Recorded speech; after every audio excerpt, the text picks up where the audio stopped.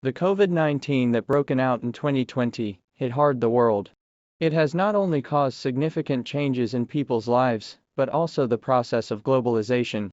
Due to the sudden outbreak of this pandemic, and some countries lacking an effective coping strategy, some speeches about the globalization are widely reported. However, although the pandemic has to some extent strengthened the globalization, it is still an inevitable trend, and it will not die out. Recently, the Beijing Forum 2020 opened at Peking University. The forum focused on post-pandemic global development, with the theme, The Harmony of Civilizations and Prosperity for All.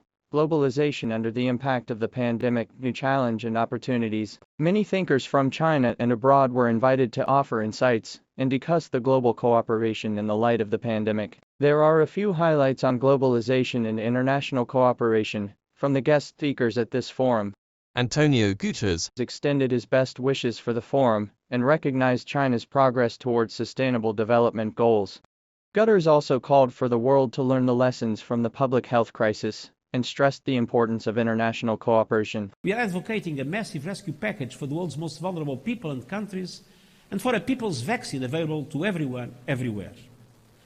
The decisions we make in the coming months will shape the lives of generations to come. International cooperation will be essential.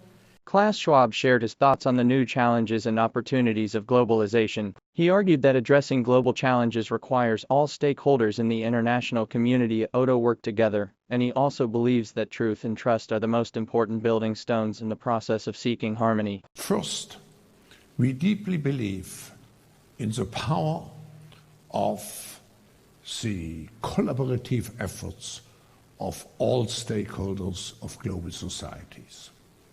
Of course, governments have a leading role, but if we want to address the global challenges, we need to engage business, civil society, the young generation. I'm very impressed by the Confucian notion of her. I think we have to find again an equilibrium in our world. We have to go away from the polarization which we see now everywhere.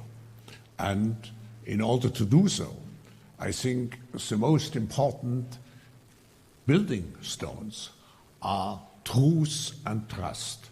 Choi Tae-won believes that one of the biggest challenges that we face today is our environment, which has been permanently altered by destructive human behaviors. And he thinks that to deal this environment issue, we should unite for a global response. One of the biggest challenges that we are facing today is our environment, which has been permanently altered by destructive human behaviors. We have overutilized our dominant influence over the environment, taking nature for granted.